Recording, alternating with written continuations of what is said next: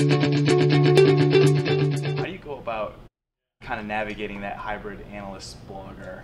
You can tweet somebody, maybe go on LinkedIn and you're messaging through that because they won't put a spam filter on LinkedIn. So you have to be creative, and you also have to figure out the individual. What are like the 2 to 3 things that you hear all the time when you take a briefing that are just not useful to you, that you just wish people would kind of cut out of their pitch to you? Well, if I sense that the briefing isn't being valuable, I'll just cut them off and start asking questions. So I never get to that point. Okay.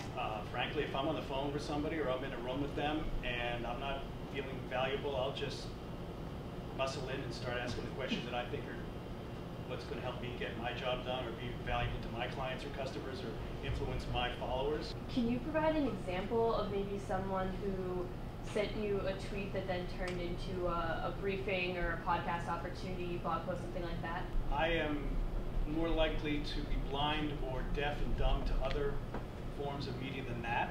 And so in my phone, I've got it on mute, but yep, here's one. Somebody's tweeted me. Somebody has retweeted me. Somebody has referenced me in some fashion. I see that. I want to know what's going on in Twitter because this is my lifeblood as an influencer. And if someone just said, "You fool, that's wrong, you put that up and you know what you're talking about," I want to know that. I want to see it. I want to react to it. Or if somebody said, "You're awesome," I want to know that too.